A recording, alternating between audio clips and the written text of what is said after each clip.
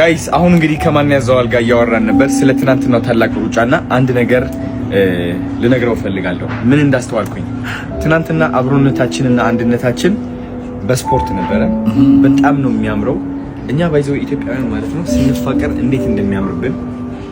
ኢትዮጵያ ባለፉት ጊዜያት ትንሽ ከፍቅር እየራቅን ነበረ። አሁን ግን ወደ ፍቅር እየተመለስን ያለ ነው።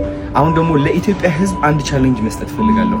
ራሳችሁ ላይ እግዚአብሔር መመልከት እንድትፈልጉ ከመመልከትም በላይ እንድትፈልጉ ሆን ብላችሁ ቁጭ ትሉና እስኪ እኔ ላይ እግዚአብሔር ልፈልግ። እግዚአብሔርን ራሳችሁ ላይ የምትፈልጉ ከሆነ ፍቅርን ታገኛላችሁ። ግን ሌላው ቻሌንጅ የሚሆነው ምንድነው? ከራሳችሁ አልፋችሁ ካጠገባችሁ ያለ ሰው ታክሲ ላይ ተሰልፎ ያለው እሱን ተመልከቱትና እግዚአብሔር ፈልጉለት። እስኪ መጥፎነቱ በምንም ተአምር ሊታያችሁ አይችልም።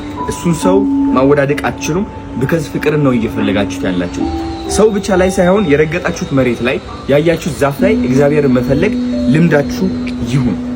ከዛ ምንድነው የሚፈጠረው? ኢትዮጵያ ትለመልማለች። ኢትዮጵያ በፍቅር ነው የምትበለጽገው። የበለጠ አይደል? አንድ እንሆናለን ሁላችንም ማለት ነው። ስለዚህ እግዚአብሔርን እንፈልግ። እርስ በራሳችን እንታስባለን። ኤግዛክትሊ እንደራሱ ባርጎ ነው የሰራን አምላካችን። የሱ አካል የኛ አካል ነው፣ የኛ አካል ደግሞ የሱ ነው። ጸጥ በልና እኔ እግዚአብሔር አምላክ እንደሆንኩ እወቅ ይላል። ልባችን ላይ ነው ያለው አምላካችን፣ መንፈሳችን ላይ ነው፣ ውስጣችን ላይ ነው። ያ ኃይል ነው ትክክለኛው መንቃትና ያን ስታየው ሁሉ ነገር ውስጥ ያለውን እግዚአብሔር በቀላሉ ማየት ትችላለህ። አሜን። ያን ደግሞ አዶኒ እጅግ በጣም ባማረ ሁኔታ እያደረገ ነው። በጣም ነው የኮራውብህ። ይሄ የፍቅር ብርሃን በእያንዳንዱ ሰው ልብ ውስጥ እንፈልግ። በጣም ነው አመሰግናለሁ። ባይዘው ትልቁ ቻሌንጅ የሚሆነው ምን እንደሆነ ታውቃላችሁ ጋይስ? እንደዚህ መንገድ ላይ እያለፋችሁ እያለ የማይሆን ነገር የሚያደርግ ሰው ካያችሁ፣ ወይስ ለምሳሌ ሱስ ውስጥ ያለ ሰው ሊሆን ይችላል፣ በብዙዎቻችን እንድንኮንነው የሚያደርገን ነገር የሚያደርግ ሰው ካያችሁ እሱ ውስጥ የምታዩት ያ መኮነን ያለበትን ጸባይ ሳይሆን ምንድነው የምትፈልጉት? እግዚአብሔርን መፈለግ ጀምሩ። እናንተ የምትጠየፉት ቦታ ላይ እግዚአብሔርን መፈለግ ጀምሩ። የዛኔ ከመጥፎ ቦታ ፍቅርን ማውጣት ትለማመዳላችሁ። አትፍረዱ ነው አይደል የሚለው ቃል? አትፍረዱ፣ በቃ አትፍረዱ። አለመፍረድ ፍቅር ነው። ባይዘው በቃ አለመፍረድ ማለት ፍቅር ነው ማለት ነው። ምክንያቱም ሰዎች ክፉ ነገር እንዲያደርጉ የሚያደርጋቸው ውስጣቸው ውስጥ ያለ ክፉ ኃይል ነው እንጂ ሰዎች አይደሉም። ይኖም ሰዎች ንጹህ ናቸው በጣም። እና ቅዱስ ጳውሎስ ምን ይላል? የምፈልገውን አላደርግም የማልፈልገውን ሳደርግ እገኛለሁ። ይሄን የማደርገው እኔ አይደለሁም በእኔ ውስጥ ያለ ኃጢአት ነው ይላል።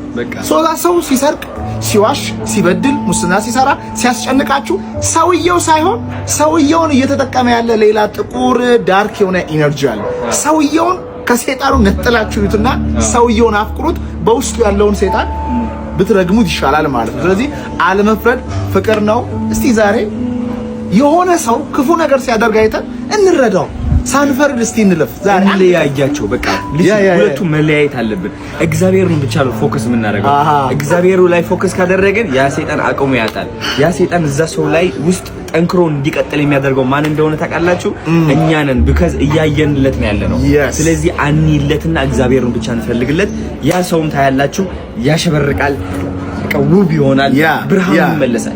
ያ ምን ማለት ነው መሰላ? ኢነርጂ ትኩረት የምትሰጠው ነገር ነው የሚያድገው ይላል። ለምሳሌ ይሄ ችግኝና ይሄ ችግኝ ለዚህ ውሃ እያጠጣው ይሄን በከለከለው ይሄ ያድጋል፣ ይሄንኛው ደግሞ ይሞታል ማለት ነው።